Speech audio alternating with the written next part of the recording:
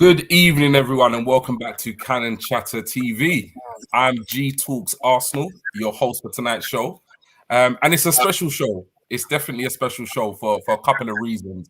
First being, obviously, it's a double header, so we're going to be looking back at the Newcastle and Arsenal game, the 2-0 victory for the Gunners. And we're also going to be looking ahead to and previewing the all-important game on Thursday night with, obviously, United versus Arsenal. So I've got two very special guests tonight. Obviously, one needs no introduction whatsoever. Obviously, the co-founder of Cannon Chatter TV, my brother from another mother, Stephen. How you doing, Stephen? I'm good. I finally can feel my fingers and toes again. We finally got the boiler sorted this morning. So nice. Yes, we have heat and we have water. It's great. It's been a long 5 days without it, but you know what? Could be winning Saturday. So I'm looking forward to tonight. Looking forward to hearing what Devontae has to say as well and chatting. Cool. And obviously our second guest at the bottom of the screen here, a special guest for a number of reasons, not so much for the fact that he is a United fan, and he obviously is our first United fan that we have on Cannon Chatter TV. But there's a bit of a story here. Obviously, I'll let you introduce yourself before I kind of give everybody context. But yeah, Devontae, tell us a little bit about yourself. I'm a United fan first. I have to say, it's nice that I'm invited to the show. But G Talks Arsenal was actually my history teacher and also my head of year when I was in school. So I've known him for many, many years. I'm an adult now. I'm grown now.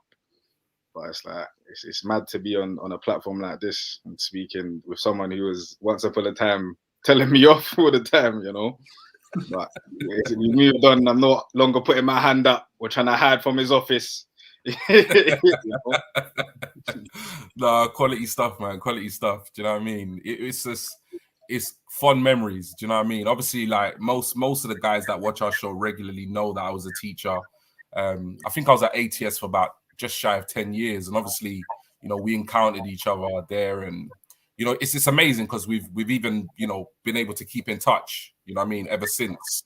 But today was the first time we actually had a FaceTime call, and I think obviously we've messaged each other and stuff, but it's the first time we actually spoke like over the phone FaceTime for about 6 years or so, I think. Long time. Yeah, so no, really glad to have you on the show. So yeah, that's about it for introduction. So what I'm gonna do is I'm literally gonna run the intro video, and then we're gonna get right into this. So see you on the other side, guys. Arsenal have gone through an entire league campaign without losing. The first time it's happened.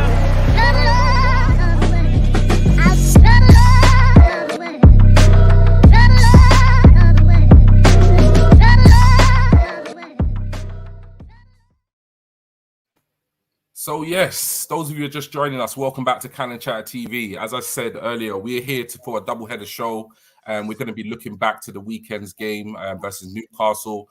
Obviously, with Devontae being a United fan, we're definitely going to touch upon, obviously, the United-Chelsea game, which was a big game for them. And we'll be looking ahead to Thursday's match, which we'll see, obviously, United versus Arsenal. But we'll just go to the comments. A couple of comments already from some of the guys watching. Good evening, Lottie. Oi, boys. We've got Gary, always, you know, an absolute brilliant supporter of the channel. Good evening, G, Stephen, and Tara. And Gary again, G, how old are you? Well, how old do I look, Gary? Do you know what I mean? That's the most important question. But yeah, so obviously, you know, we're gonna go back to obviously what's that? Gee, yeah, I'm gonna hijack the show for a minute. Why is that? What are you gonna do? So I know that you're hosting tonight and you're in control and you're running things, but I'm gonna hijack things for a wee minute.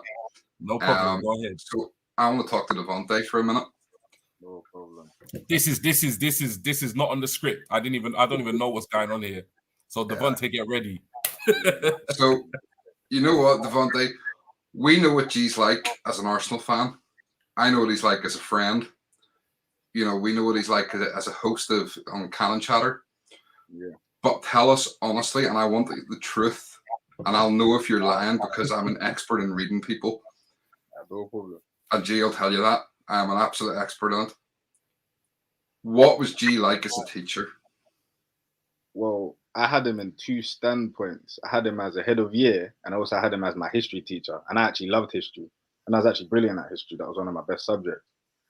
As a history teacher, he was amazing, absolutely amazing. I loved being taught by him. I was taught by him for my whole duration of my GCSE years, and then for A level as well. And I loved it. I loved being taught history. However, as a head of year, you just didn't want to be sent to his office. You just didn't want to be sent to his office. Obviously there was two. There was G and Mr. Thomas, and they worked as a pair for our year group because we were trouble, and we were all trouble. And if they came to your class, you just saw them standing at the door, and they just give you the come over. They wouldn't speak, never speak or call you out. They would just come, open the door, and just finger you. If you bring the finger, yeah, you gotta go, and you just knew you was in trouble. So as a head of year, problems, man. I'm not gonna lie, it was problem. I'm too much. Good. Brilliant, man. Brilliant, man. Brilliant. Thank you for that. All right, G, you can have your show back. No problem. It's funny because I've actually got a story about Devontae. So as I said, we never spoke for quite a while, but we kind of had each other on Instagram and stuff like that. But I actually remember you calling me when I was actually out. I was actually out in South London. I'd actually had a couple of drinks at the time, and I was in a pub called the Prince of Peckham, and I got a video call from Devontae. And so I thought to myself, oh, what's going on? Like, it must be some kind of emergency or something like that. So I ran outside to answer, and he said to me, sir, I just want to tell you, I've got my degree. And literally, it touched me so much. Like, I was having a good time, but it literally made my night. It literally did. And I remember running back into the pub and telling all my mates and telling my wife, that I just got a call from you, and obviously the great news. And it really did touch me. So I do really appreciate you obviously making that call. And obviously I've always believed in you. Do you know what I'm saying? So I'm glad you proved the doubters wrong and went and got that degree. So congratulations, bro. Thank you, and I appreciate it. Well done. Just No sadly, problem. you're a United fan, so I mean, you're not perfect. Yeah, but yeah, Right, G, enough of this loving. We'll get back to the show, but no, thank you for doing that, Stephen. I didn't really kind of know that was coming at all, but yeah, and obviously Devontae, thank you for your kind words, man. I really do appreciate it. But yeah, so back to football before I get all emotional live on stream. So we had the game, which was obviously Arsenal versus Newcastle, and there was a lot of split opinion given the fact that we had gone on a 10-game unbeaten run, but we got obviously slapped by Liverpool 4-0. So many Arsenal fans were kind of thinking, is this going to be a return of bad form, or can we get the win over Newcastle? So mixed kind of opinions on the importance of the game. So obviously the team news came out on Saturday around 11:30, and I know you picked a team, Stephen, for this game. So when the team sheet actually came out at 11:30, what were your thoughts with regard to Arteta's selection? So firstly, just quick touch on one of the comments in there from Lottie. I just want to say evening to Alison. Glad to have you with us again. And it's always still Lottie's fault about the bet for the tattoo. Anyway, right, team news. Yeah, the team came out. I was surprised that Tierney wasn't in the team, given how bad Tavares had sort of played, certainly in the second half against Liverpool. And I was surprised to see Sambi in the team as well. Again, we talked about this on the review, that he got hooked after sort of 60 minutes and probably should have been hooked before that because he was poor. So I was surprised to see him in the team. I thought probably it might have been Maitland-Niles, and I was very surprised to see Odegaard because he has not been playing well. And Lacazette, for me, has been doing a job. That sort of 4-4-2 formation, and I think it was sort of we see him almost go back to more the 4-2-3-1. Yeah. Rather than the 4-4-2. And I was surprised because, as I say, the 4-4-2 had been working. Yeah. The only thing I would say is that, it shows yet again that Arteta watches this show. Because I did say about the playing. He only has certain patterns of play, and when he runs out, he has to change the formation. And what happened? He ran out of patterns of play, so he changed the formation again. Yeah, you seem to be getting it spot on. Yeah. So he's not listening to me in terms of picking the team, but he's certainly listening to me now a bit more in tactics. So yeah, I was a bit surprised with the lineup, I have to say. But obviously, and we'll come on to it. He made the right decision. He stuck to his guns and kept Sambi and Tavares in there when he could have easily dropped them. So in terms of their confidence, it probably did their confidence the world of good to still get picked. Despite having poor performances against Liverpool. So, yeah. Yeah, no problem. And obviously, the game started. It was a 12:30 kickoff at the Emirates. It was good to be home. I didn't actually watch the game live because I was working at the time. But obviously, the game kicked off, and I would say, obviously, on reflection, it was a somewhat dominant display. And what I've put here, I've just put a couple of images of the main incidents of the match. Everybody knows by now, we won the game comfortably 2-0. So we've got obviously the Ramsdale save, which took place on the 30th minute. We got the glaring Aubameyang miss, which took place on the 41st minute. And then eventually, obviously, tail end by Saka breaking the deadlock, and then Martinelli basically finishing Newcastle off. So in terms of the game itself, what did you make of the performance? And in particular, these incidents during the game? It was it wasn't a great performance, but it was a good performance. It was a solid performance. Arguably going in 0-0 at half time against a Newcastle team who are bottom of the league, a team that we should be rolling over pretty easily, was a little worrying. In terms of these particular incidents you've picked out, the first one, the Ramsdale save, it's just becoming commonplace. To see these sorts of saves, and it's great. It's great for his confidence and stuff. In terms of the Aubameyang one, it was a bad miss, and it shows Aubameyang's just not in form, has no confidence in front of the goal. But what I'll do, for me, with that one. Everybody's talking about Aubameyang's miss, but nobody's talking about how poor a header it was from Smith Rowe. Because he's right now, all the heat's on Aubameyang right now. Yeah. You know what I mean? He's right in front of the goal and he heads it straight at the keeper. Yeah. It was a fairly routine save for Dubrovnik, the Newcastle keeper. Definitely. He did well. So it was a fairly routine save. He panned it off. And to be honest, the keeper probably should have done better, but it was very close. It was close to him. But you would like to think that, in that situation, that Smith Rowe could have just put it to either side of him, and it would have been a goal. Yeah. So Aubameyang's reaction was poor in hitting the post, and it shows he's just not confident, because a confident Aubameyang would have stuck that away. But I do think Smith Rowe could have done better. In terms of then the goals. Really, Saka took his goal well. It was a good placement, and it's funny because we had talked obviously on the show before, and I'd said about Saka's lack of goals this season, and how he really wasn't contributing that much. So it's good to see him getting the score sheet. What was really interesting though was the movement of Tavares, and where he was playing, and the difference between him and Tierney. And that Tierney will stick to the wing, and he will run up and down that wing all day long. But what you were seeing was Tavares coming in and getting involved. He was actually in the box when he, that lovely little through ball for Saka to run onto. And you probably wouldn't see that from Tierney. So it's a different element we're getting with him now. So again, lovely through ball and lovely finish from Saka. And then Martinelli quality goal comes on to replace Saka. Quality goal. Big statement that that Arteta picked Martinelli to come on and not Pepe. I think that said a lot. But he had been bigging Martinelli up during the week, sort of saying that he's been biding his time and working hard and stuff, so he deserved his chance. It was a brilliant finish. The volley was absolutely sublime. Over the head volley. Yeah, to watch the ball and to be able to keep the ball down the way he did.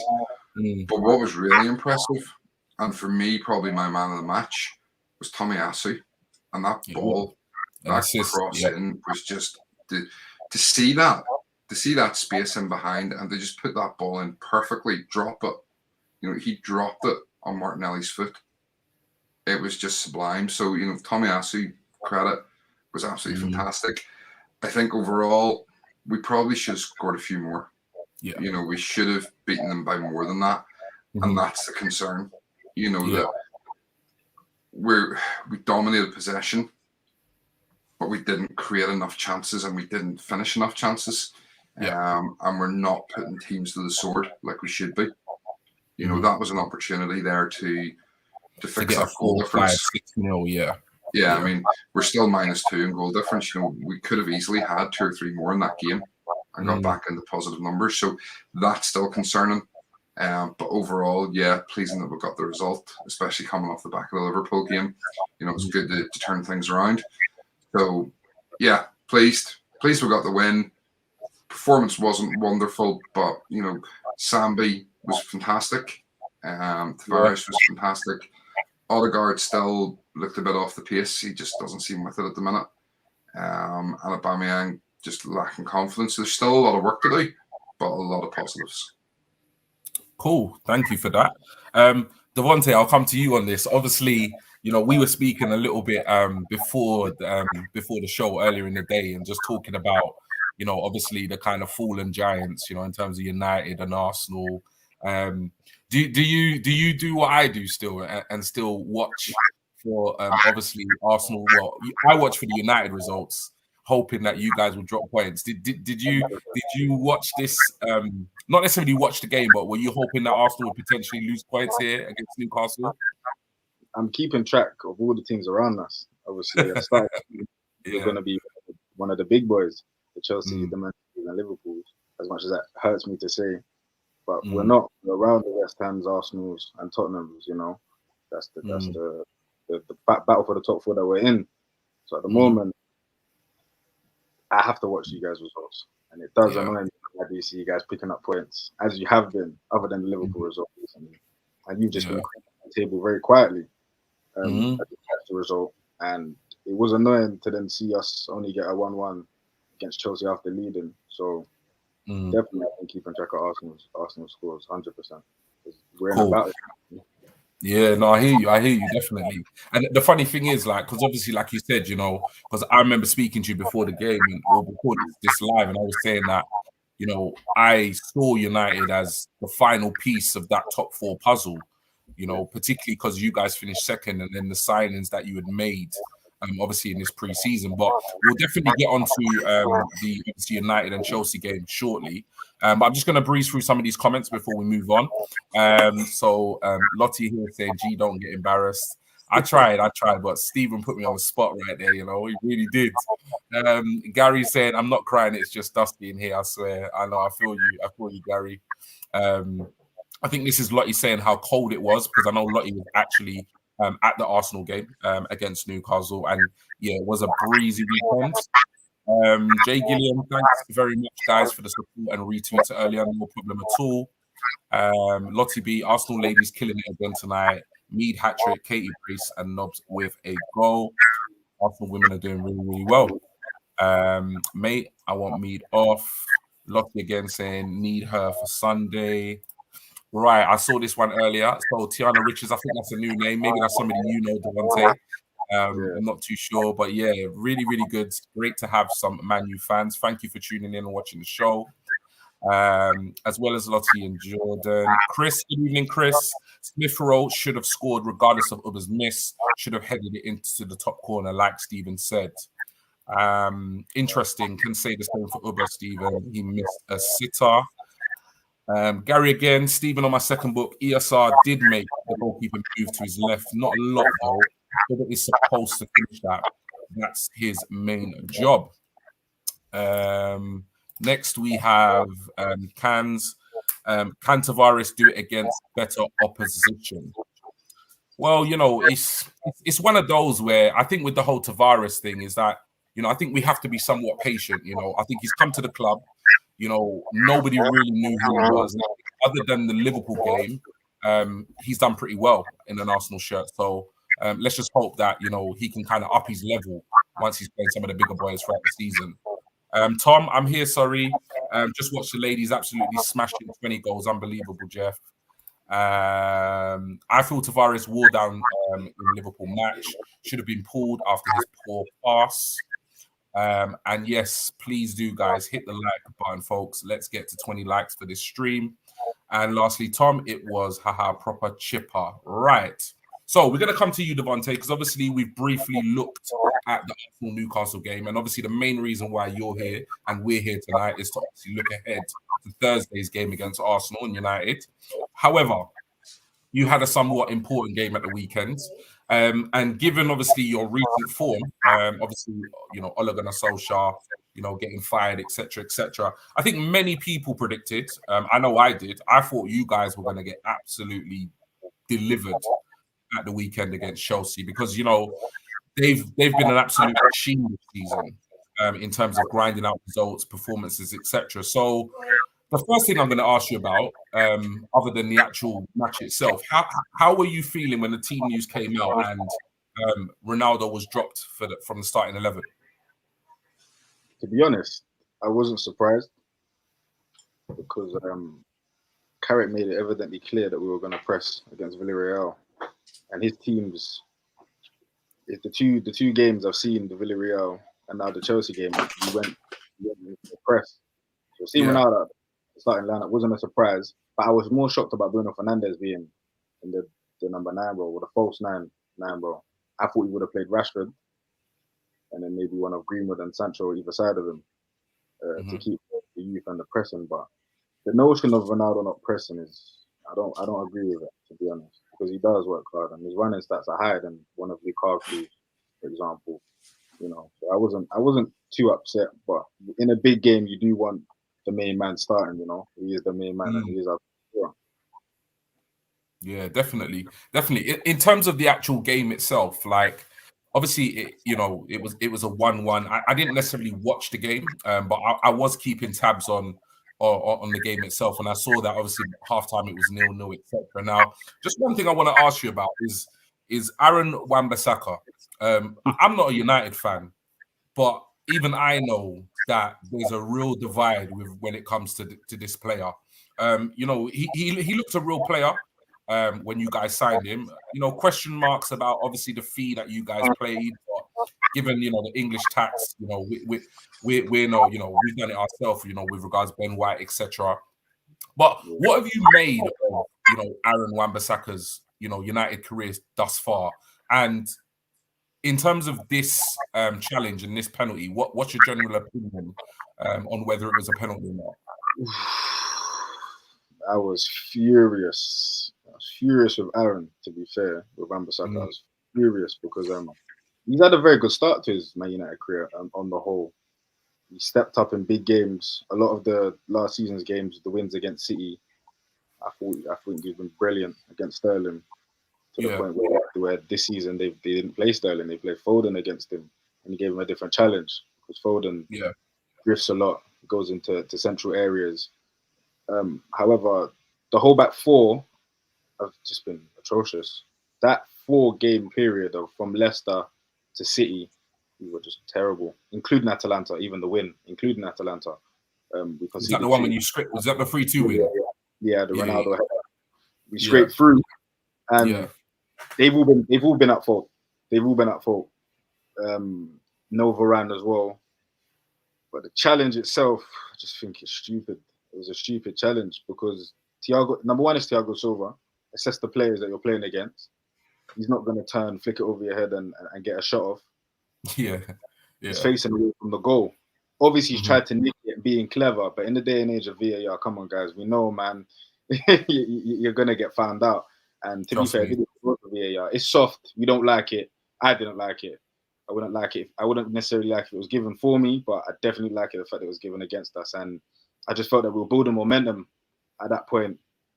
And obviously, Chelsea were getting corners, but it was soft, man. Very soft. But my divide on Aaron Wan-Bissaka, I love the kid, man. I think he's a right back. I think he's a brilliant right back. He's developing and he's getting a lot better going forward. Even in the Chelsea game, he was giving Marcus Alonso a tough time, man. Yeah, he's pacey. Do you know what I mean? He's quick. You know what? Like defensively, I think he's still learning. But that recovery pace he's got is just incredible. Yeah. Do you know what I mean? There's very few players in world football that can actually beat him in a race. And you know, I think you know he is a player that definitely divides United opinion, because I got a lot of United fans as friends. Some of them love him, like you like yourself. Some of them just like can't see it, and you know they want him out the club, etc. But the last thing I'm going to touch upon with regards, obviously the 1-1 draw with Chelsea. Obviously, you know, you guys, you know, bought Ronaldo in late in the transfer window. Before that, you bought in Sancho, and Sancho seems like he's been a player you guys have been courting for like the last however long. And finally, obviously, the transfer went through. Now, I don't know. My opinion is, you know, it's taken him some time to kind of find his feet. He's not necessarily played or been selected in the first team very much. You know, rival fans out there could say, you know, he's been somewhat flop, because you know how reactionary, you know, rival fans can be. But obviously, 2 goals in 2 games. Is this the kickoff that Sancho needs, obviously, in terms of his career? Or what's your general opinion of obviously what was I think £80 million transfer? Yeah, with Jadon Sancho, obviously he's from South London, so I have to big him up, playing for my club, number one. I have to big him up. Therefore, I feel he's very, very, very, very clever and creative, and we have very direct. We don't even have wingers effectively. We have forwards. We have forwards who play out wide. Rashford, even Lingard, the number 10, who plays out wide, and Greenwood. And we've been suffering on the right hand side for years, man, since Antonio Valencia. And to see him come in, English, clever, goals and assists, it's been important for us. But we haven't been playing him out there. We've been playing out on the left. Obviously, Rashford's only recently come back. And to see him playing on the wide right and see him have the confidence in him to say, go on at defenders, as he said in interviews, at defenders, get at them, make things happen. You can see that he's a man that's happy, man. He's a man that's happy, and enjoying his football.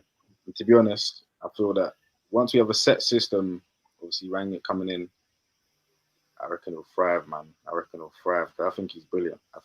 No one don't get those numbers and not be of serious quality. So the immediacy of people saying, what's he done? No goals and assists. And how many? I think about 12, 13 games in his first 12, 13 games.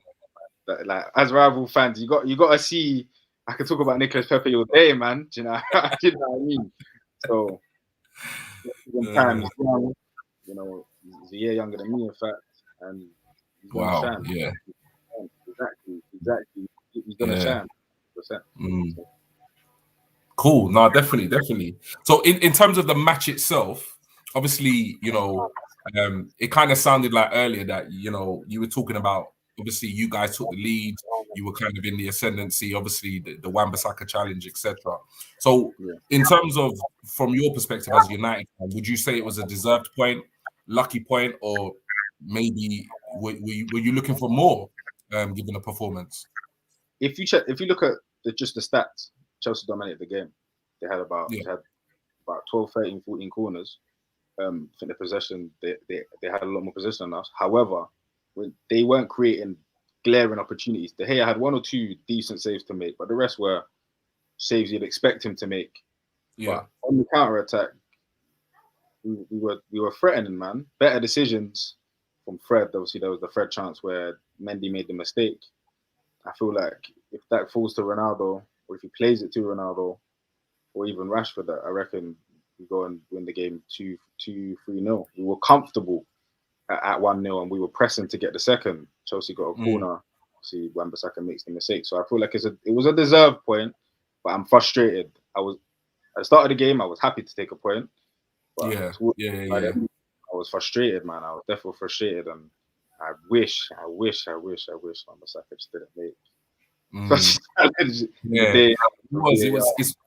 you feel like that a lot of the time. Like when you're watching a game, like before the lead up to the game, you bite someone's hand off for a point.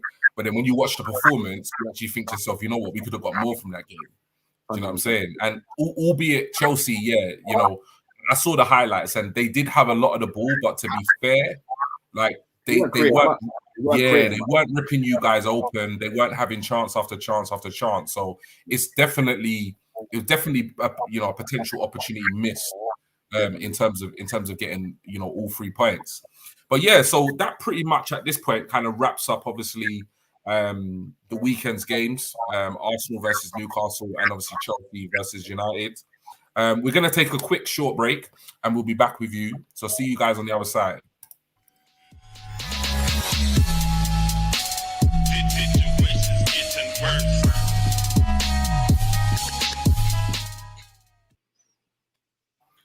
So yes, we're here now. We've got to the point in the show where we're here. What we came to do is the second half of the Cannon Chatter TV show, or review or preview show. So we've basically reviewed already the last weekend's games, but we're now going to actually preview Thursday night game at Old Trafford. Huge game, huge game. You know, I think in many ways I've said to so many people, like for me, obviously we've got those lot up the roads or whatever, but for me as a child, you know, growing up watching Arsenal, this was legit like the number one rivalry for me. You know, kind of going to school. You know, it was always United versus Arsenal. If it weren't for United growing up, you know, winning Sir Alex Ferguson, winning those trophies, etc. You know, we would if United weren't winning it, we were winning it. It just so happened that most of the time United were winning trophies when we were coming in second. So, do you know what I mean? So it's a massive rivalry for me. I'd say it's probably for me, I would say it's the joint most biggest game of the season, along with obviously the North London derby. Some people would say it comes in second. For me, it's up there with the North London derby. But yeah, so we're going to preview the game. But before we preview the game, obviously, you know, there's a lot happening at Manchester United right now. Or a lot has happened and a lot is continually happening. So I'm going to bring up this image, and I know this is something that myself and Stephen have covered previously in a show. And Stephen, I'm going to come to you again on this first of all, with regards, obviously, the recent dismissal of Ole Gunnar Solskjaer. Obviously, Carrick's been in charge for a couple of games, and now Ralph Rangnick's been brought in. You knew a little bit more about him. Well, I said quite a lot more about him than I actually did, because I have to be honest, I had to Google the geezer just to kind of find out what really, you know, he had done in terms of a manager or managerial role. So for you, Stephen, is this a good appointment for Man United considering where they are at this point of the season? Do you know what? I was thinking about this a lot today because I kind of figured you'd probably bring it up tonight. Given that we've a United fan on, it'd be interesting to get a United fan's take on it. But I was thinking about it a lot today, and the more I think about it, the more I think this is actually a really clever appointment by United. It's a really clever appointment. So, in terms of this season, I kind of feel like the Glazers and Ed Woodward are not writing the season off, but are potentially. They're accepting they're not going to be challenging for the titles this season by bringing in Rangnick. Because he is, as I said the other night, he's a director of football. Yeah. He is. You know, he as a manager, he's not a world-class manager. He's not an elite level manager. He's a good manager, and he's had good results and done well with teams, but he's not really won an awful lot. He falls at that final hurdle, which keeps him off being an elite or a world-class manager. Yeah. But he is a world-class director of football. And the more I think about this, they've brought him in for this short-term end-of-season role as the manager. He then has a 2-year consultancy agreement. Now, what does that mean? What is a consultant for them? And then I got to thinking, well, Ed Woodward's due to leave at the end of this season, I believe. So he's leaving his role. I've already heard rumors that Rangnick's going to be involved in potentially, who's going to be replacing him as the full-time manager. So he's going to have a say in that. Yeah. And I'm looking at this and going, well, United have wanted a director of football for a long time, but the issue's always been Woodward. Doesn't want to give up that control of transfers and things like that. So the Glazers brought in Rangnick with the intention that at the end of the season, Woodward goes. Rangnick's already had a say in who gets the job full time. Woodward's not there, and they turn around and say, right, it's gone well, we'll give you the director of football position. And if it doesn't go, if it goes really badly and the fans are going, oh no, we don't want them, they can go, well, he's a 2-year recruitment consultant to help us pick out new players. Yeah. But if it goes well and the fans are, yeah, great, we really love him, then they can turn around and go, right, here, you're now the director of football, which is what United have wanted all along, and they've wanted someone like Rangnick all along. So I think, as I say, I think it's a really shrewd appointment, and I think the way they've gone about it is very clever. But I don't think in terms of, I said this the other night, and I'll say it again, I don't think in terms of his coaching and his managerial level, I don't think United are going to expect to win anything this season. Okay, interesting. Devontae, I'll come to you. Obviously, being a United fan, we were saying, like I say, when we was talking, I looked at United, honestly, and I know me and Stephen have had these conversations. I saw United finish second in the season, and I honestly believe United finishing second in the season last season was, for me, an incredible achievement, given the strength of some of the teams. You got the money men at Chelsea, obviously City, the form of Liverpool in recent years. So when I saw that you guys had signed, potentially 2 world-class forward players and a world-class centre-back, I thought top 4 was out of reach. I thought, Arsenal, we would only have an opportunity to finish either 5th or 6th. So I had you guys down as potential title winners for the season. Now, for whatever reason, it's not worked out like that. Ollie's obviously gone. First and foremost, what was your opinion about Ollie? Were you Ollie in or were you Ollie out? I don't believe in Ollie in or Ollie out. I believe in having Man United go to a better position. And Ollie in and Ollie out is whatever side you choose to pick, that's on you. However, I just want Man United to be successful. So at the end of last season, I was very much so give him an opportunity to go into the new season with the signings he then made. And at the start of the season, we had a decent start to the season. We were top of the table after 3 games. It just started to deteriorate. I said that I spoke to when I was speaking earlier. I said after the Villa game and then going on to the Everton game, that late goal from Calvert-Lewin, I just saw a minor deterioration. Then Varane got injured, and we had that 4-game period from Villarreal to Man City where we were just absolutely holding beatings, man. My mind started to change and my opinion started to change on Ollie was definitely after that City game. I felt the City game was worse than the Liverpool game because of the way City beat us. They scored 2 goals from 2 brilliant Cancelo crosses. However, Liverpool were just clinical, absolutely clinical, and punished us for every defensive mistake we made. However, we still had chances in the game. Ronaldo scored an offside goal. We had chances in the game. Fernandes would have made it 1-0 after 2 minutes. But the City game, we had nothing, not a thing for City.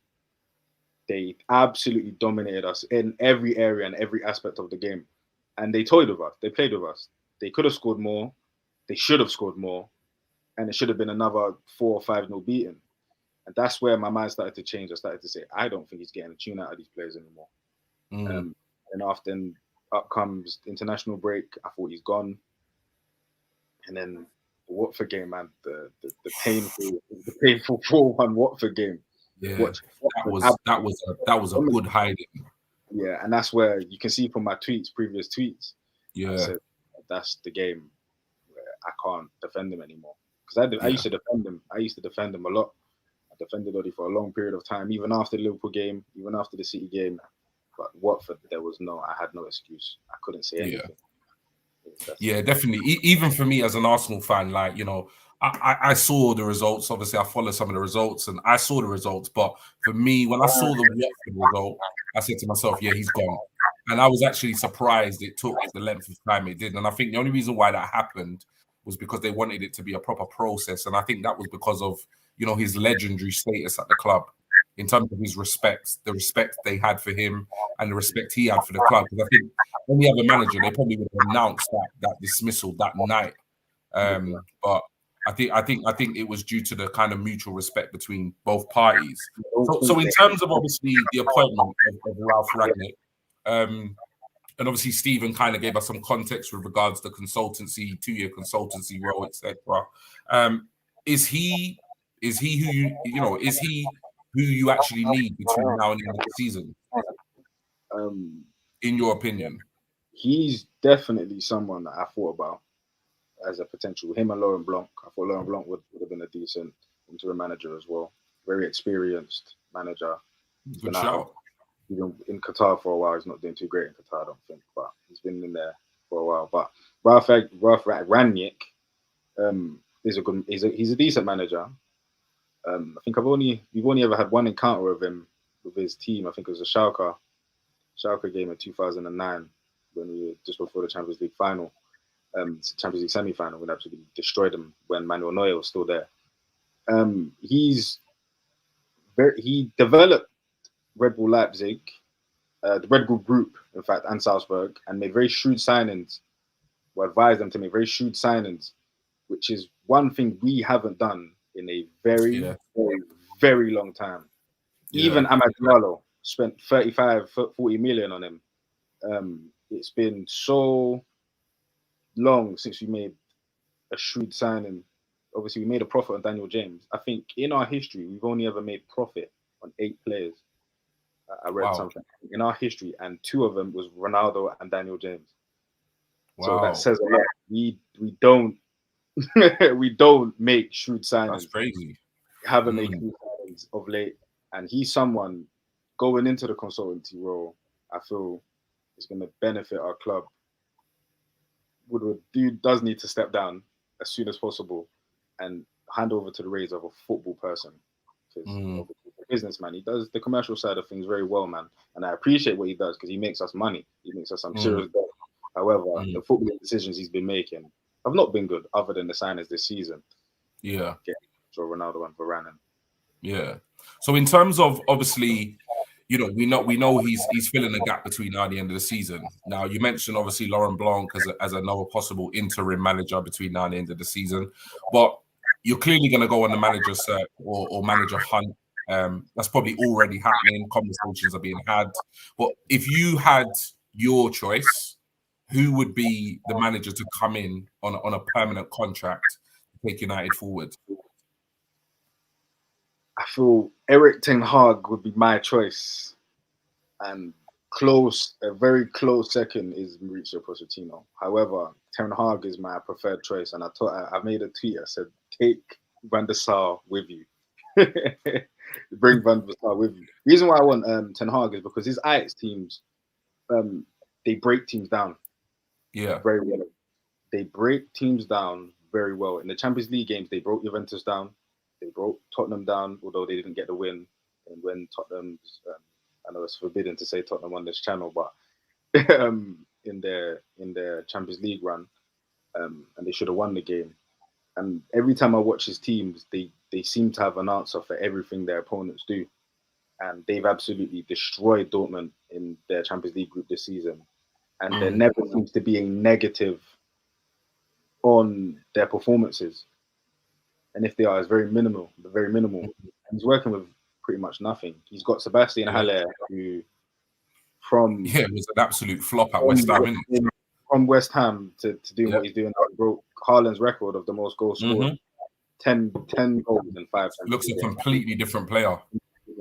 And when you then up the quality to what we have now, a front three of Rashford, Sancho, and Cristiano Ronaldo, I just feel that he can take us places, man. I appreciate Pochettino as well, but they're not winning the league in Paris.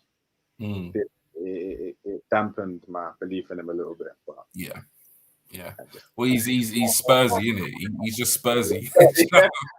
It's rubbed off on him. Do you know what I mean? He's gone to the Spurs, and it's just rubbed off on him. Like he can't even win the French league with PSG. Like if you can't win the French league with PSG, then mate, like, I have to question your managerial ability. Do you know what I mean? But yeah, so the problem. Sorry, G. Yeah. I think the problem is Ten Hag has made it clear he wants to go to Germany to coach next. Oh, has he? He's very much got a career plan, and he's come out openly and said he wants to coach in Germany next. So yeah, it's probably unlikely. Yeah. Never mind. We will see. We will see who will actually come. We will see. Just quick on that. Would you have taken Antonio Conte? Would you have been happy with that appointment had he not gone to Spurs? No. Why not? His teams don't suit the players we have now. His system don't suit the players we have now. I'm not walking into having Luke Shaw playing in the back three with Varane and Harry Maguire with Telles, Wan-Bissaka as our wing backs. No, thank you. And it eliminates the we don't have a midfield two that are combative enough, technical enough, or clever enough to play and then allow the attacking three to shine. Obviously, this attacking three, we can play any one of Sancho, Rashford, Greenwood, Ronaldo. We never struggle to score goals. However, our midfield isn't strong enough to play his system. And he's another manager that I feel just throws his toys out the pram, man. If he doesn't like something, as with Inter, he just won for Inter's first league in how many years, and stop Juventus dominance. I just feel he will just leave us wherever we are, wherever he feels doesn't go right for him. We're gonna just be left, and I just feel the players we have, including Pogba, the egos, I can't see that be ending well for us. Yeah. Although he did show a lot of interest in the job. Yeah, he did. Maybe if he had he wanted it, but maybe if he'd held fire for a little longer, he could have been, you know what I mean, the next United manager. We'll just breeze through some of these. What was that, Devontae? A serial winner. He's a serial winner. I did think about it, but his system and his whole demeanor, man. No, I hear you. We've got Tom here saying, before G relayed the stats, I had no idea who he was. I think Tom's talking about a previous show, and he's talking about Ralph with regards to that comment. We're going to get onto this. Event, exhibition, partnerships. That's a new name, so welcome to the show. Thinking it's going to be 2-1 to United. We're going to get onto score predictions a little bit later, but thank you for your input. Keith, good evening, Keith. It's a regular to the show. And lastly, Ten Hag has been at Bayern before, but their fans wouldn't be thrilled to see him back regardless of his progress. Right now, I'm gonna come to you, Stephen, because now obviously we're gonna get into the nitty gritty of why we're here, which is obviously United versus Arsenal. Now, there's been a lot of talk. There's been a lot of banter. Right now, I gotta say, I'm sorry, Devontae, but we're looking down in terms of the league table, and we can see you there. It's a lot better than looking up. Yeah, like you know what I mean. It's lonely down there in the table, man. It's lonely. But yeah, so Stephen, in terms of obviously, we talk about Arsenal all day, every day. It's what we do. But how are you feeling about the season so far? Obviously, sitting in 5th place. How are you feeling? Do you know what? I don't know. It's kind of I'm pleased to see the progress. When you consider after 3 games, we're bottom of the league, no goals scored, 9 conceded. And we're looking at that lot from up the road, sitting at the top of the table. Yeah. And now all of a sudden, 9 games later, and we're 5th. Just out of the top 4 on goal difference. Yeah. The turnaround has been fantastic. That said, you also sort of look at it and you think, well, the missed opportunities. The couple of draws in there that we've got, that if we had picked up the extra couple of points, where would we be? Would suddenly, because we're only 7 points off Chelsea at the top. So an extra 4 points, and all of a sudden we're only 3 points behind Chelsea at the top. Yeah. We're 1 win away from top of the league if we picked up. So it's kind of it's a mixed emotion. I'm really pleased with the progress, and I'm happy to see the progress. I'm pleased with the signings. You know, we talked about it when the 6 signings we made in the summer. Yeah. And, you know, we sat on transfer deadline day and we said of the 6 signings, only one of them starts. Yeah. Which was Ben White. Yeah. And all of a sudden, 5 of them are starting pretty much week in, week out. And the one that's letting us down is the one that we kind of all thought, you know, aside from Ben White, was the other one that we thought would potentially be a starter, which was Odegaard. Yeah. And you're kind of looking at it going, where does Odegaard fit into this 4-4-2? You know, was he a poor buy in the end? So, I mean, it's been really good business and it's been pleasing to see. It's been pleasing to see those players come in and do really well.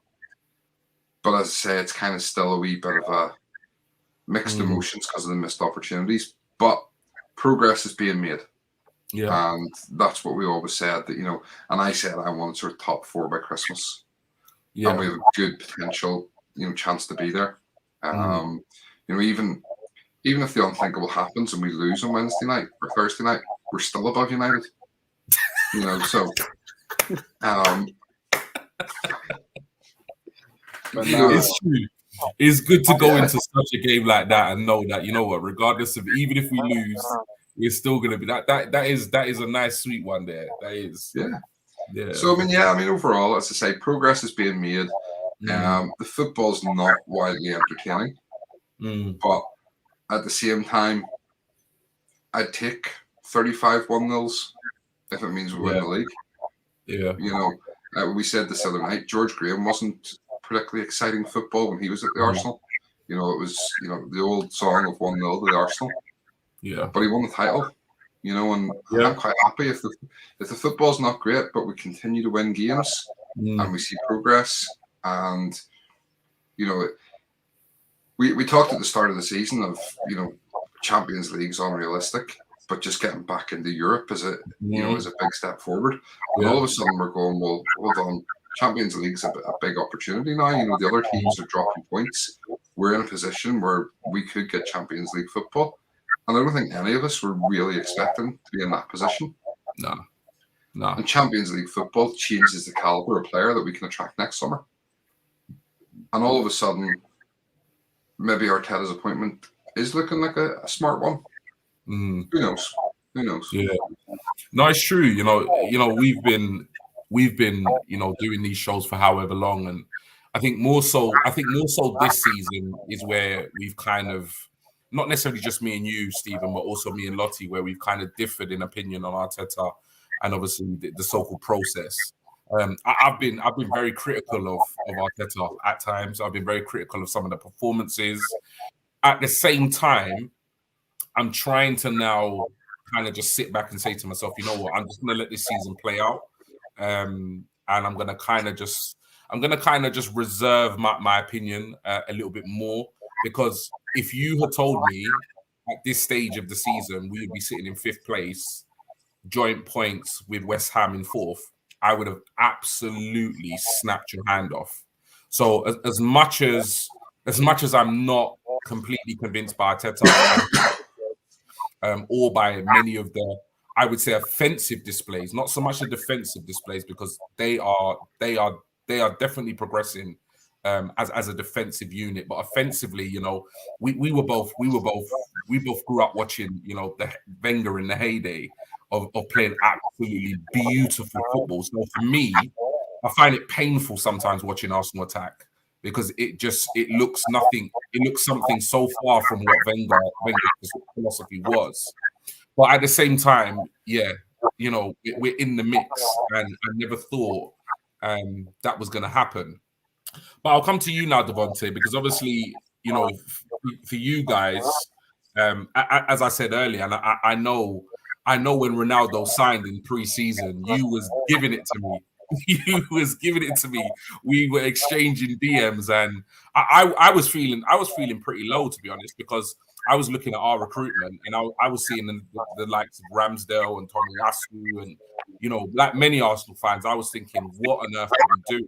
You know, but you know, you guys signed Sancho, you know, was doing bits at Dortmund. You signed Varane, a world-class centre-back from Madrid. You know, obviously Ronaldo, arguably one of the two best players in the world. And I know confidence was high. And like I said to you earlier, I was adamant that you guys had completed the quartet at the top of the table. Now, just give me, if you can, in your own words, how you're feeling about this season so far as a United fan. Feeling frustrated at this current minute. Frustrated with the fact that Varane's not been available. I think that's been a major miss for us in our back four. Maguire's performances have not been up to scratch, and he's our captain. So you look in times of need, I feel like he let Oli down.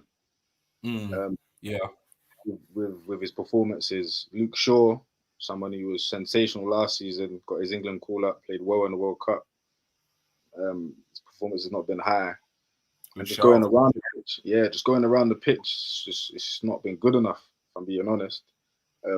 New players trying to bed in, maybe wrong choice of players at sometimes, even players of Jesse Lingard, who had a decent start to the season. In fact, he came on and scored 3 goals for us. Was playing well, he still ain't got a look in. So from the start of the season and how we looked and how we actually started the season, with the Leeds performance and the Newcastle performance, a sense of frustration, man. Real frustration and disappointment. Because as you said, after that Ronaldo signing, I said, yeah, it's it, game on. I said, we're here, man.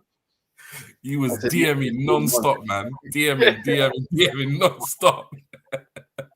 And I was scared, honestly. I was scared of United's team, honestly. I was.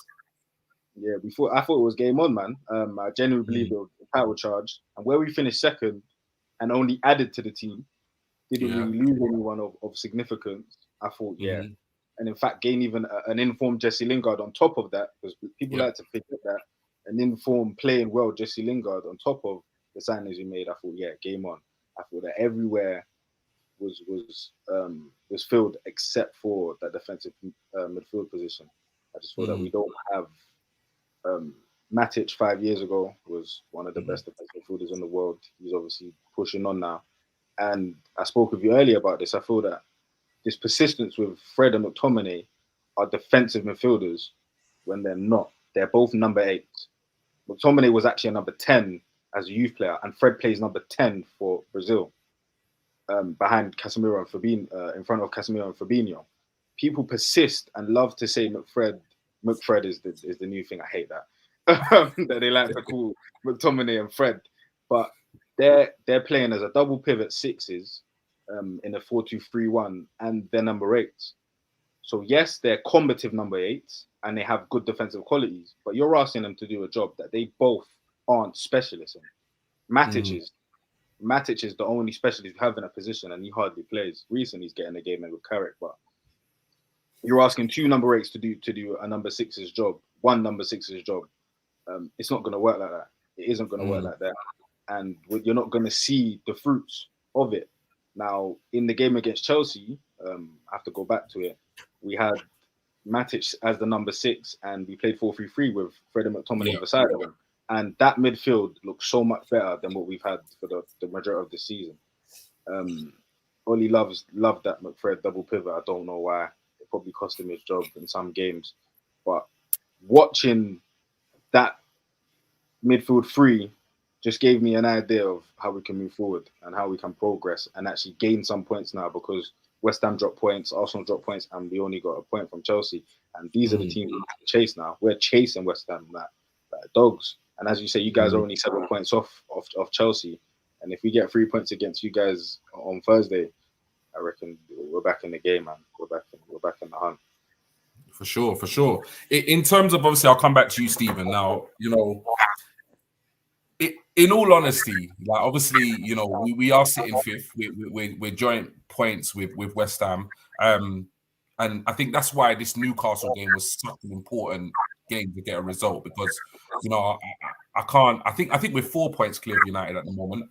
Obviously going into the game at Old Trafford, but in all honesty, how are you feeling about going to Old Trafford right now?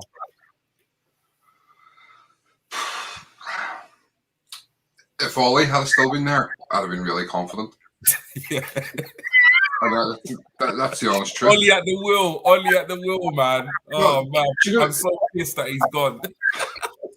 The thing with United this season, and Devontae's touched on it, they at times have played some really good football.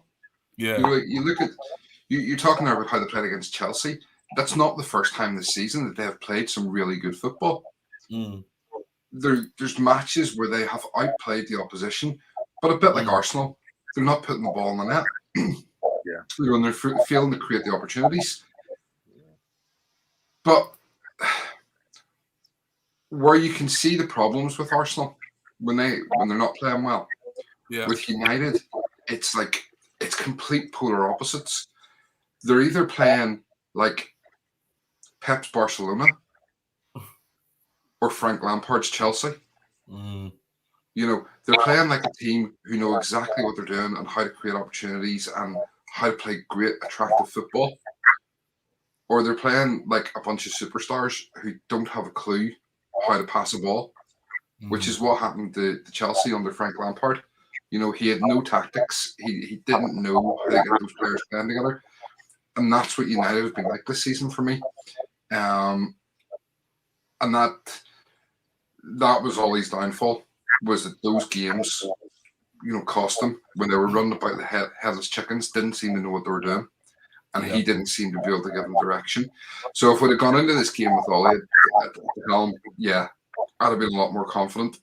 The fact that Rangnick's not going to be the manager on Thursday night, they're not going to have that new manager bounce because they've had Carrick now for a couple of games. We haven't conceded a goal to United in our last 3 games, I believe. Wow. Okay. Arteta has not lost a game to United. Yeah. I think potentially maybe 1 draw. If not, they're all wins. Mm. So, do you know what? I'm still confident we can go to Old Trafford and get a result. Mm. When you say result, are you saying we're going to pick up a point, or you reckon we could go there and get Well, I'm not going to give you a score prediction until we do score predictions, so I'm not telling you the answer to that question. No problem. So obviously Stephen's feeling quietly confident, obviously given United's form, etc., etc. Forget the rivalry. Devontae, looking at the team, obviously United team you support, Arsenal, how we're doing in the league. Honestly, how are you feeling about this game? I am nervous, as I have been for every game since probably Liverpool.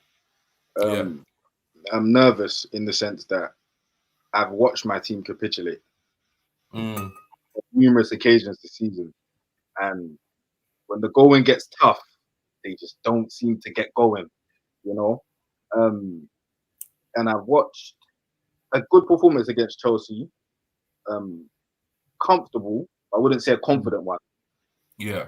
Arsenal, I've seen Arsenal a few times this season. I've watched a few of their games. Especially, I watched the Tottenham game, and you guys press relentlessly.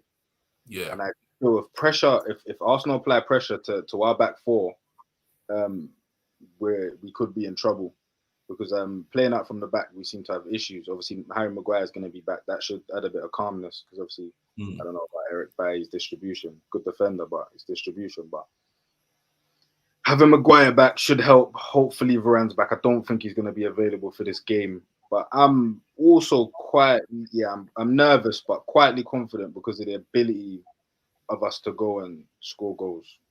The quality of the team helps a lot. But Ronaldo doesn't have a good record against Arsenal, man. He doesn't necessarily have a great record against Arsenal. He has a decent one, but not a great one. Yeah. And recent games, you guys have been a bogey team for us, man. You guys have been one of the 6 we can't seem to beat.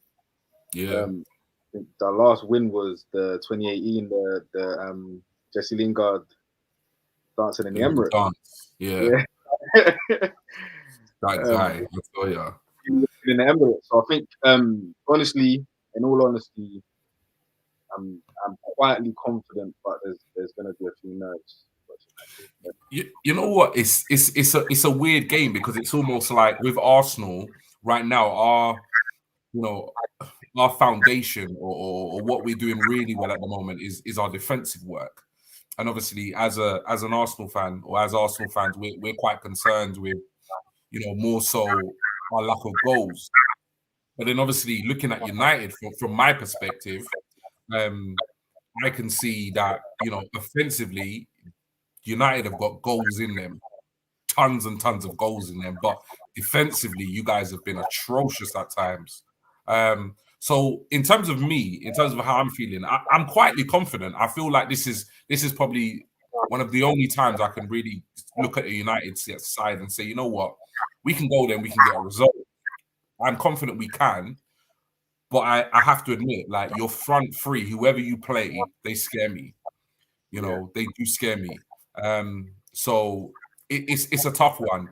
It will be a real test for our back four and our goalkeeper. Obviously, they've passed certain tests throughout the season. Lots of clean sheets, lots of really good displays, but it will definitely be a test for them. So it's definitely going to be an interesting game, that's for sure.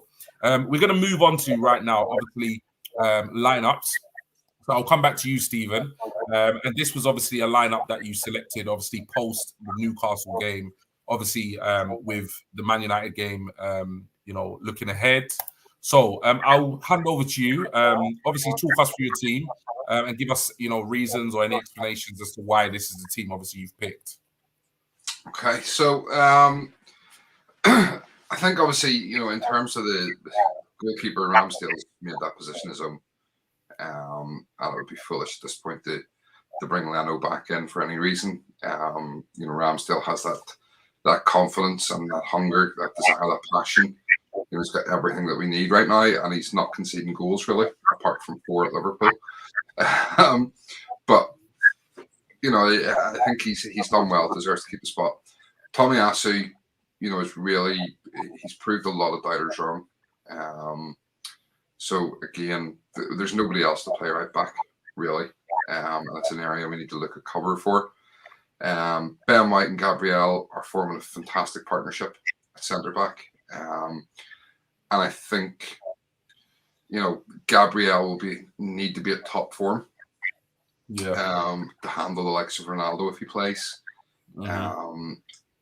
And that's why I've gone for Tierney. I know I keep saying this, we talk about Tierney being a future Arsenal captain and stuff, but he has the experience of games like this. And I do think we need to get him back into the side. Tavares offers something different, but is he a better defender than Tierney? Absolutely not.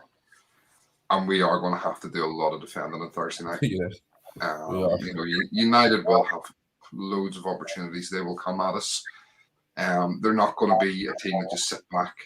They will come at us. And we need Tierney there to do his defensive job, as well as getting up and down the wing. Sambi proved me wrong against Newcastle, in the sense of, as I say, I thought he should be dropped after the Liverpool game, but he came back out and he put in a massive performance. So he gets to keep his spot alongside Thomas Partey. If Partey's fit, he has to be one of the first names in the team sheet. Yeah.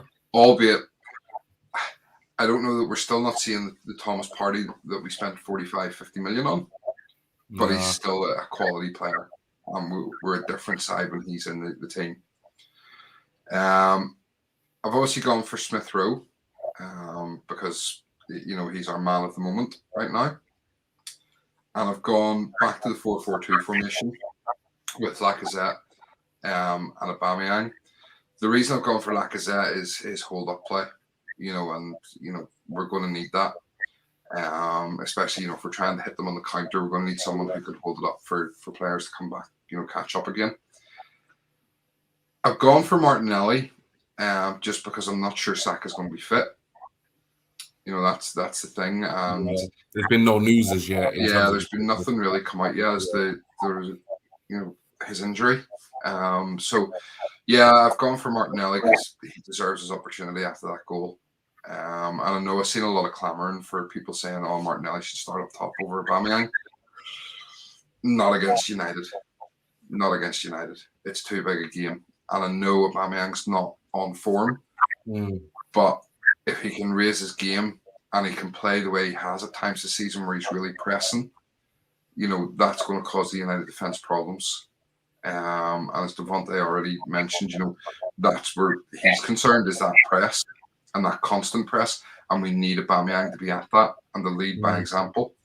And Martinelli, I think, could get a bit of joy in behind the defence. And he played, he came on in the wing for Saka, albeit, he was in this centre forward position when he got the goal, but he was playing on the wing, and at the minute he's not ready to be the sole striker, and he still needs to work on his distribution and stuff. So, yeah, if we're not going to play Pepe, let's give Martinelli a chance.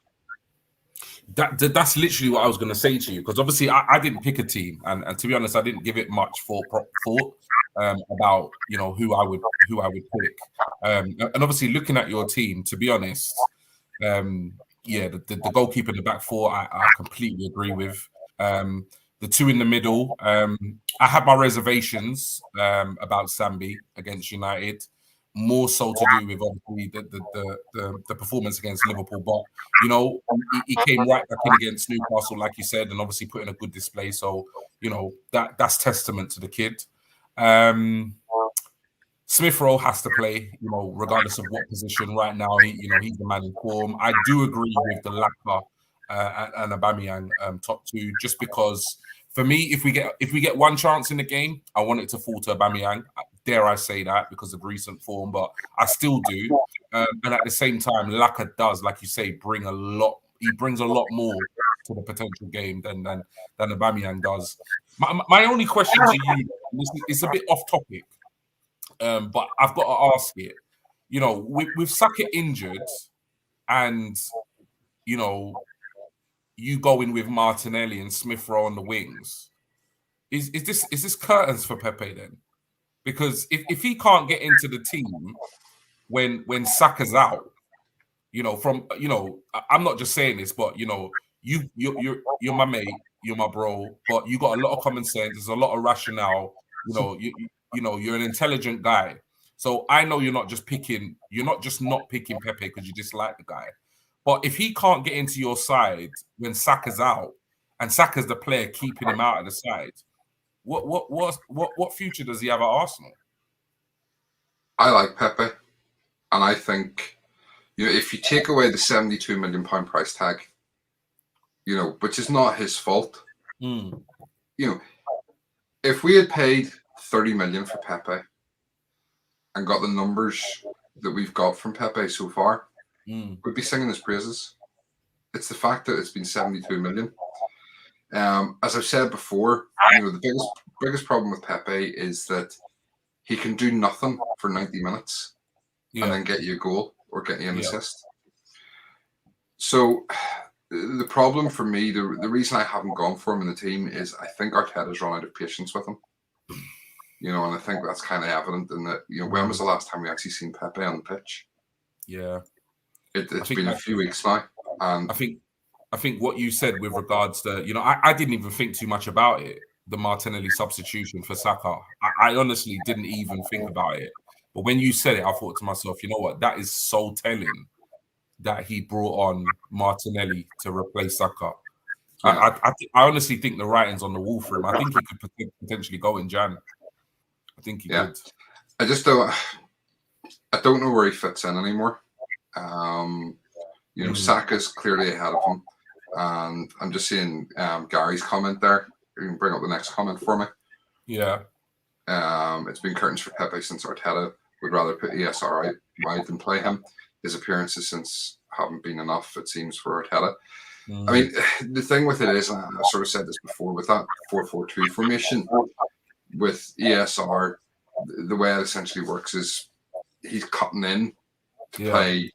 If you've got Lacazette and Aubameyang going sort of joint up top, Smith Rowe can cut inside and play the sort of number 10 role, while Tavares or Tierney can bomb up and down the wing and cover the wing.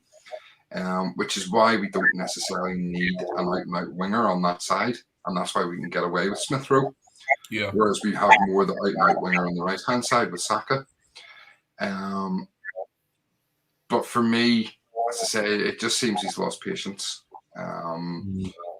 His touch at times, his first touch. Do you know what his first touch is like? And Devontae will understand this one. It's like watching Wayne Rooney come back from injury. When Wayne Rooney used to come back from injury, he could not control a ball for love nor money. Yeah, he was awful. Absolutely awful for about 2 games. And then he got back into his stride. But that's what it's like watching Pepe at times. It's like watching Wayne Rooney come back from injury. It's like watching a calf learn to walk again. Yeah, his first touch is horrendous. Yeah. But then he can pop up, as I say, and get you a goal. And that's the problem. Cutting 25 yards out, bang, top corner. We already have that with Aubameyang. We don't need another player on the pitch who does nothing for 90 minutes but might get you a goal. We can't afford to have 2-3 of those players in the team at once. Yeah. So that's, I mean, I do think he's going to go. Whether he goes in January or not, I don't know. He'll be away. Is he away to the AFCON? Potentially. Yeah. No, actually, I'm not sure if the Ivory Coast. I'm not sure if Ivory Coast made it to AFCON. I'd have to check that. Yeah. I'm not sure if they qualified. I have to check. But yeah, no, sorry. I know it's a bit off topic, but I just thought I'd lock your brain with that one. So yeah, thank you for that. Obviously, running for your team and so forth. So obviously, Devontae, handing over to you now. Just sorry, G. Yeah. Can you bring my team back up a wee sec? Yeah, no problem. Where are we? There we are. No. Yeah. Yeah. So I just want to ask Devontae, if that was the lineup that Arsenal turned up with on Thursday night, how would you as a United fan feel? Confident. Saka doesn't play, I'm confident. Okay. We was having this conversation earlier. Devontae rates Saka. I think Saka's is a problem in the sense that he's so direct, and he forces your left or right back to defend. So if that's against Luke Shaw or Telles, against Telles, it's hell. All hell's going to break loose if that's Saka. I'm a little confident with Smith Rowe because he drifts into areas. He's a bit more clever, and he's more of a number 10, so he drifts into central areas. But I'm more confident with that lineup, and in comparison to, for example, Lacazette being taken out and number 10 Smith Rowe, and then Saka being on the wing, because that is just press galore. Lacazette does press well, but that is just press galore, and we're in trouble. Okay, thank you. Interesting. Let's hope Starboy makes a speedy recovery then, isn't it? So we can get Devontae shaking in his boots. But yeah, I'm gonna bring up your lineup now, Devontae. Obviously, you sent this over to me earlier. And also big up Chris for putting together all 3 lineups for us for tonight's show. We'll probably give you another mention later on in the stream. But yeah, so talk us through your team and obviously, your reasons why you're going to select these guys against Arsenal. David De Gea's, I think he's nailed down that number 1 spot for now. Dean Henderson did have it obviously last season and did play well. I feel a bit sorry for Dean, because when Man United don't play well, you see how good David De Gea really is. When we are playing well, it seems like we can have any other keeper other than David De Gea. It's very weird. When we're at our worst, David De Gea is at his best. And you see genuinely how good a goalkeeper David De Gea is. I find that fascinating, because when we're actually playing well, he makes mistakes. Yeah. But when we're terrible, David De Gea looks magical. He looks world class again. So I remember Saka has to play. There's no chance I'm having Diogo Dalot starting in this game. Skipper has to come back in, even though his performance. He's had a game off. Yeah. He's had a game off. Eric Bayer and Victor Lindelof they were good against Chelsea. They were good. They were solid, I would say. Not spectacular, but solid. However, you have to have your skipper back in for the game. And this was my predicted. It wasn't necessarily the team. I would have made a few changes. Okay. This was more of a predicted 11. It wasn't what I wanted necessarily. But Harry Maguire and Victor Lindelof would be the starting partnership for me. I don't think Luke Shaw's back from his concussion. I hope so. He may be. But if not, then it will be Alex Telles. Dalot won't be starting at left back. It would be Telles. I just worry about him defensively. I feel going forward, his ability to whip crosses in from deep areas and he's a good passer of the ball as well, Alex Telles. And I feel like obviously Marcus Rashford will be on the left-hand side, Sancho will be on the right, but I feel he has a decent understanding with Marcus. However, defensively, I just feel like you get a winger like Saka, who's direct, can go inside, go outside, can get at Telles and can make him look a bit foolish. I feel like defensively, he leaves a lot to be desired. But going forward, he's very good and he will pose Tomiyasu problems. If he does start, obviously, I think Luke Shaw may be back, but I'm not sure. Concussion, they take that quite seriously. That's a midfield 3 instead of a 2 6s and a 10. Yeah. I feel Carrick's going to continue with McTominay in the 6. I don't think Matic can play 2 games so soon. Otherwise, Matic would be playing. Maybe so. But Matic, I think, played the whole 90 minutes against Chelsea, so I can't see him playing the whole 90 minutes against Arsenal. He may start or bring him on. But I reckon Carrick, what I believe, I thought Carrick's trying to mould McTominay into how he was as a player. Because Carrick was a defensive midfielder. He was a number 6, pick up the ball. It was just a beautiful pass of the ball. Tempo setter, covered spaces very well. He didn't cover ground very well, Carrick, as a player. Covered spaces very well. Whereas McTominay covers ground very well. He's not as clever positionally as Michael Carrick was. So I feel McTominay, he's trying to mold McTominay into him a little bit and got him playing in that number 6 role as the single pivot in front of 4. And obviously getting to the money players, Fred and Bruno Fernandes. Obviously, Bruno Fernandes has to start. He's a brilliant player. But I had a chat with G earlier, man, and I feel Fred in that number 8 role, you're gonna see a different player, man. Get him playing that Kante role, let him get the ability to rat about and get about the pitch and win the ball back for us in better areas instead of sitting in front of our back 4, picking up the ball in front of our centre backs. But I don't think that's him. He has to be free. You have to let him go play. And obviously Bruno Fernandes' quality, of course, he's going to start. I don't necessarily. He's been out of form recently as well. I have to say, even though he's been sensational for us since he's come, but I can't see Van der Beek getting the game. I can't see Carrick picking Van der Beek against Arsenal. I think he knows that this is a game he has to win or needs to win. Creep up that table and catch up the likes of West Ham and Arsenal. Because, like the guy said a bit earlier, we are looking up. We are looking up at Arsenal, as much as it hurts me and pains me to say. But now getting to the money players, man, your match winners, Jadon Sancho has been brilliant last 2 games, and he has to play. His dynamism, his creativity, and his directness is going to be crucial for us. And Marcus Rashford, his ability to get in behind is going to be brilliant.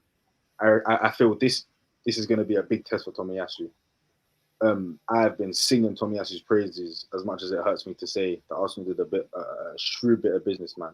And we had a chat. I feel like Bellerin. I asked you a bit earlier, is time up? Yeah. And yeah, Tomiyasu looks the real deal. I don't think Bellerin's coming back, and I can see why, man. He's defensively very solid. But Rashford's ability to run at players.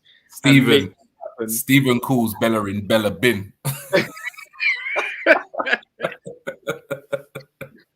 But you know Marcus, man. He's creative, man. And he makes things happen. And he just wants a 1v1 with his defender at all times. Can I strip the defense and can I beat my fullback? And I just feel that if it's going to be anyone to give Tomiyasu hell, it's Marcus. And then I had to put the big man back, man. The false 9 wasn't doing it for me against Chelsea. I felt like it kept Jorginho and Loftus-Cheek in a cage, but yeah, I need goals, man. And I can't have CR7 sitting on the bench, man. He's our top scorer. He's our match winner. and he's the big man. He needs to play. He needs to play, bro. He's got to play. But yeah, man, that's the lineup, man. Yeah, you know what? I'm gonna reserve my my feelings, and I'm gonna come to you, Stephen. How are you feeling about that lineup? So it's interesting. So first of all, I just want to check. You're saying you'd swap Sancho and Rashford around? Yeah. Rashford play on the left, and Sancho will be playing from the right. Yeah, definitely. Right. Okay. I mean, I do think we can get at the fullbacks here. I don't think Wan-Bissaka or Telles are great, so I think there's an opportunity to get at the fullbacks there. I think I'm glad to see Harry Maguire back in. I'm not going to lie. If he had been suspended, I think we should have appealed that to make sure he could play. I don't know. I mean, he seems to spend more time this season taking a knee than he does anything else. Halfway through the game, he's taking a knee and showing us solidarity. He is woeful. I do not get why he was an 80-odd million pound defender. He is not good. You've seen some of the comments from what's his name, Van der Vaart, the Dutch midfielder. Yeah. He's ripped into him recently. Yeah, he's ripped. Yeah. De Gea is a fantastic keeper. He really is. De Gea, and he seems to have got that form back. So I would say, De Gea is, in terms of that back five, De Gea is the only thing that would concern me. I think we can get at them defensively.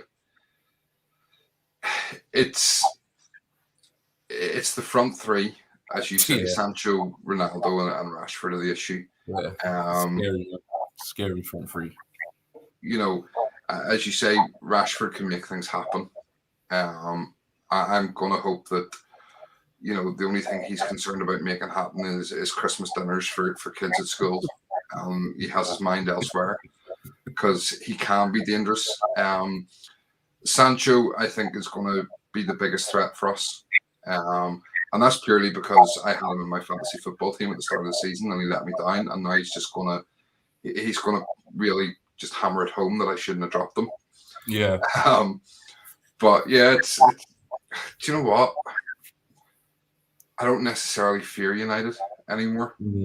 I certainly don't go to games against United fearing the tanking we would have got at the likes of City and Liverpool and stuff like that. It's not going to be a cricket score match. If you beat us, it'll be by one. Yeah. But I don't necessarily think you'll beat us. No matter what the lineup is. And that's just being honest. Yeah. I'm not saying that we're massively better than United or anything. I'm not trying to say that. I'm just trying to say that it doesn't hold the same fear. And I think there's probably a lot of teams would say that about Arsenal. And certainly over the last couple of seasons have said that about Arsenal, that they don't hold the fear. Teams didn't fear coming to the Emirates anymore. At the minute, I don't fear going to Old Trafford. Yeah.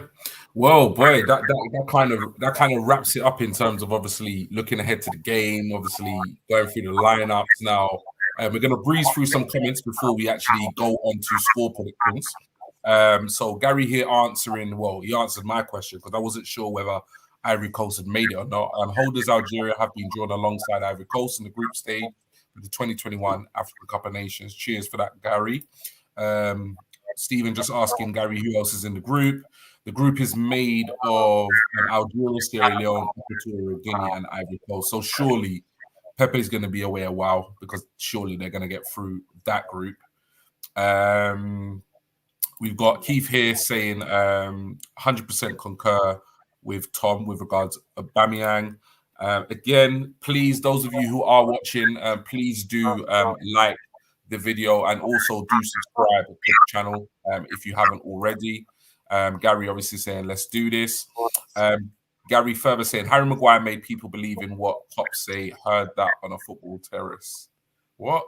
Harry Maguire made people believe in what cops say.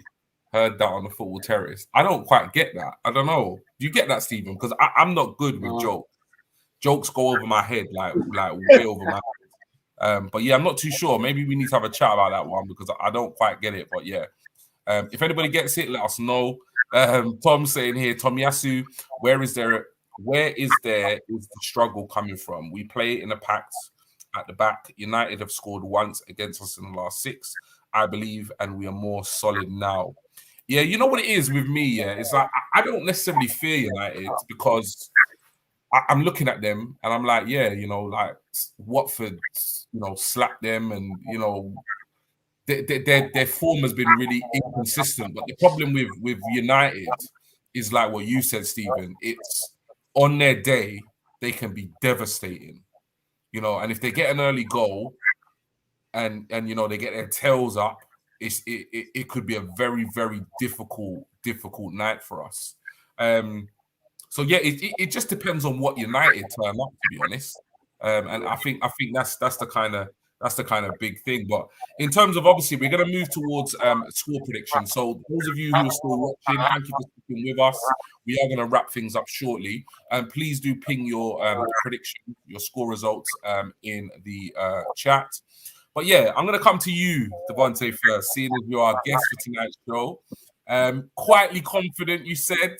Obviously, you think you've got the firepower to put us in our place. So, scoreline, what are you going for?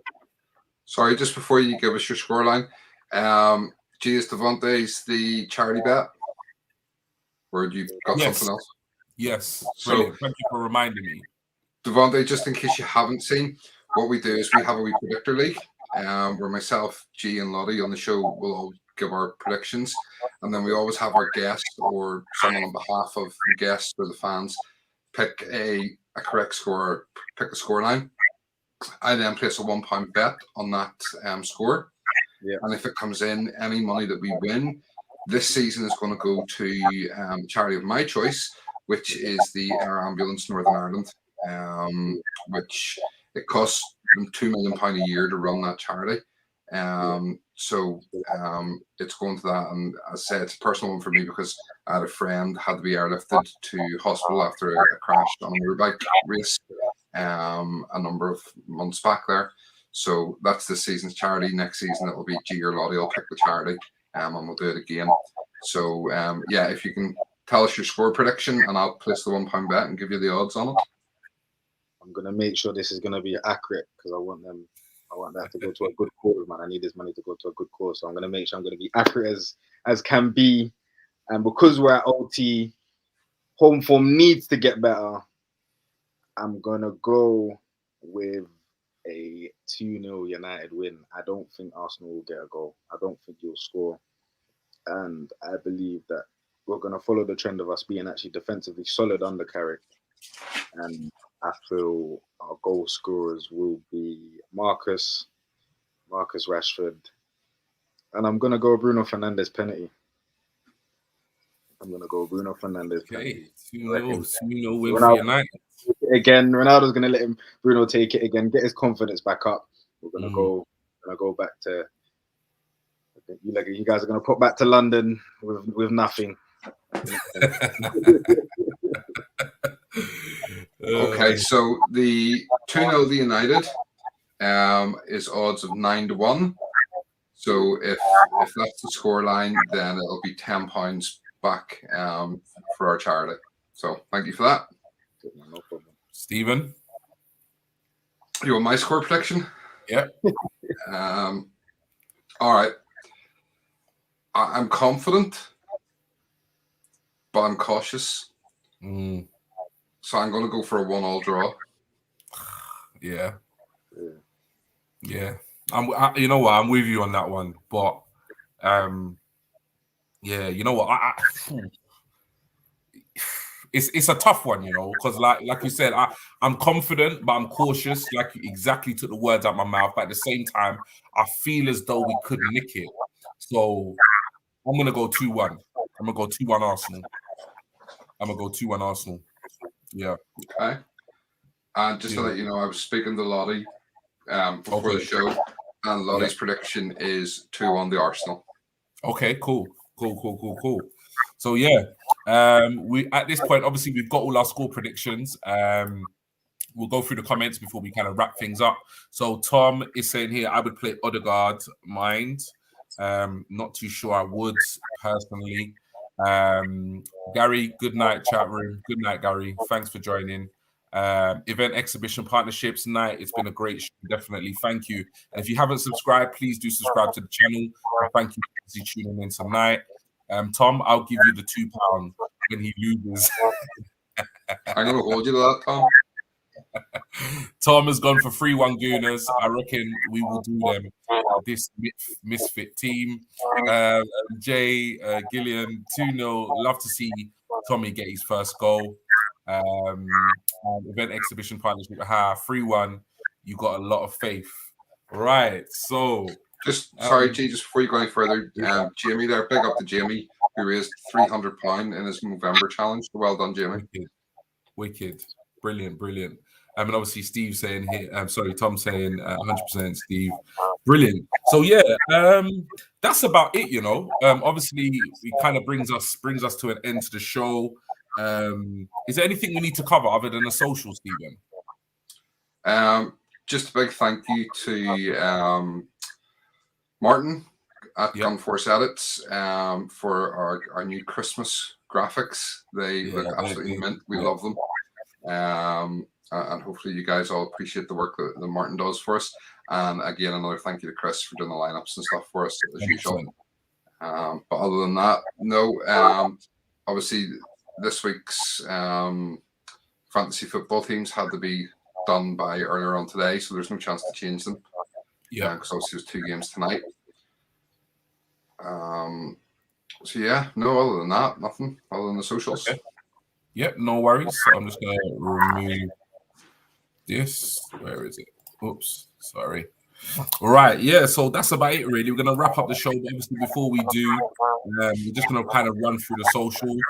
I don't know if you want to take it away, Stephen, because you did such a good job the other night. Yeah, no problem. So yeah, as Gio says, thank you to everybody who's watching this live. We really appreciate your support and the fact that he's come and give us that support and watch the shows. And it's great to see so many people, regulars, back in the chat as always. If you're watching this back later on, again, thank you. We really appreciate it. I want to say a big thank you to Devontae for coming on tonight. It's been great having you with us, and hopefully we'll get you back on the show again another time. But thank you for your time, and thank you to the people that know Devontae who've come just to watch him. It's been great having you with us as well. In terms of our socials, if anybody wants to follow us, we're obviously on all the mainstream things. We've got our Facebook, which is Canon Chatter. We've got Instagram, which is Canon_Chatter. And we have our TikTok account, which, to be fair, we haven't put much on there. But we are going to start and do a bit more content with it. And it's at Canon_Chatter. Our Twitter is our main sort of point of contact. Our main account is at Canon Chatter. I am at SB Canon Chatter. Granville is at GTalksArsenal, and Lottie is at Lottie_B. 2 T's, 2 I's, because somebody beat her to it. You can also, if you want to read any of Lottie's brilliant articles that she writes and reviews and stuff that she writes up, it's lottieafc.blogspot.co.uk, or you can find them all on the Fan Hub app. And I know I'm going to write a piece for her. She's asked me to do a bit end of January, covering the transfer window. So you'll finally get to see a bit of my writing. I had promised I would do one over the summer, but I never got a chance. So I will do one for the January transfer window. If you do want to purchase any Canon Chatter t-shirts or hoodies, we obviously have the red hoodies and blue hoodies here as well. There's yellow t-shirts, red t-shirts, blue t-shirts, etc. You can do that. All the information's in the description of the video below, or you can email us on info@canonchatter.com or DM me at SBCanonChatter, or you can DM the old guys as well, and they'll give you any information you need. Finally, make sure to like and subscribe. Obviously, turn on your notifications. We have gone over the 400 mark on the subscriptions. I don't know that we're going to hit our subscriber challenge of 1,000 by the end of the year. But as I always say, take your friends' phones, your family's phones, just log on, subscribe to the channel, give them their phones back. Don't even tell them you've done it. Because if, and it's a big if, we get to 1,000 by the end of the year, he will be bleaching that beard and that hair. So we all want to see that. And the big thing is it's halfway to the target of making Lottie get a tattoo. So let's get it done. 100%. Definitely. Wicked. Thank you so much for that, Stephen. Last couple of comments here. We've got Karama the Kid, my nephew that I know that's directed at you, Devontae. Is that auntie watching, yeah? That's my uncle, you know. Uncle, okay, nice. Is he a United fan? Nah, he's not, he's actually a Barcelona fan. Is a Barcelona fan. Okay, well, look, Uncle, thank you for tuning in, man. Thank you for tuning in. Devontae's made his debut tonight. I mean, made all the family and friends very, very proud. So it's all good. Fantastic. Was like, no, he's done brilliant, man. For a YouTube stream debut, you know what I mean? You've properly delivered. So nah, man, good job. And then Tom's here. Stay safe, guys. So yeah, that pretty much kind of rounds it up, really. I've been on since 8 o'clock.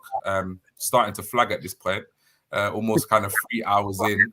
But yeah, I just want to say from me personally, obviously Devontae, I've known you for many years. I've seen you grow from, you know what I mean, a boy to a man, and it's been an absolute pleasure, like just kind of seeing your journey, and obviously keeping in touch with you over the years. And I've always said, like, you know, me and Stephen, you know, came to me with this idea I was explaining to you earlier about Cannon Chatter.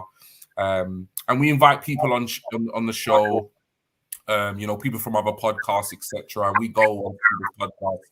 But we've always kind of said that if people show an interest, we will always kind of support that interest. And I know I think you're definitely one of the students that, you know, has definitely showed an interest. You know, you kind of regularly watch the show, you regularly kind of, you know, message me and say, you know, I'd like to come on, etc. And I know you have your own ambitions in terms of getting involved with YouTube and Man United, etc. So, you know, I just feel really kind of privileged and proud to give you the opportunity to see what it's like, you know, kind of gauge the kind of experience in the atmosphere.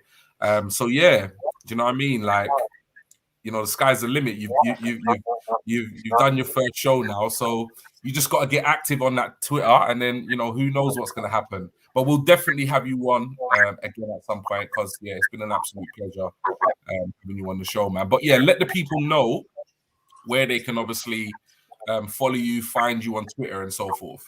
Yeah, so follow me on Twitter at 3roundstbunny. That's mine. That's my Twitter there. Follow me on Instagram as well at 3roundstbunny. I do a bit on Twitter, you know. I'm a big United and LA Lakers fan, so 98% of my tweets are related to United and the Lakers. So yeah, man, definitely follow me on Twitter at 3roundstbunny, all one word. You know, I'm active on Twitter. And anytime you mention me, I give a follow back. I always follow back. I'm not one of those guys, you know, that just watches the followers pop up, and ignores the following. Guys, thank you, man. I really appreciate it. Thank you, Stephen. Thanks a lot for having me on the channel, man. I appreciate it. And thank you, Mr. G, man. I can't help but call him Mr. G, you know, out of respect. He's amazing. I hear that. And yeah, man, obviously, I appreciate all the kind words. To everyone in the comments as well, all the family members, anyone watching. I appreciate it. And hopefully you can therefore come on again after the win. You know. Is it? I thought you want to. So you don't want to come back on for a few years then? No, I said 2-0, and obviously you know it's going to a charity. Boy, we might have to get you. We might have to get you back. You know, Friday. We might have to get you back. You know. But we'll talk about that. We'll talk about that after the show anyway. But yeah, Stephen, any last words? No, obviously, just in terms of future shows, I'm not 100% sure if Lottie is still watching, or if she's away to bed or whatever. I think potentially she's due to be back tomorrow night with a show covering the Lionesses, and obviously their 20-0 win tonight over Latvia women. And then obviously there's the game on Thursday night, and we will be back. I know certainly you and me will be back on Friday night. Yeah. With a review of the United game and a preview of the Everton game, I believe it is, on Monday night. Yeah, that's right. But other than that, you know what? As I say, Devontae, thanks for coming on. It's been great having you with us. Great to get your take on some stuff there. Not only United, but Arsenal as well. And do you know what? Let's just hope that for our sakes, it's a positive result on Thursday night. But either way, we'll still be ahead of United, so it's okay. Yeah. And on that note, peace.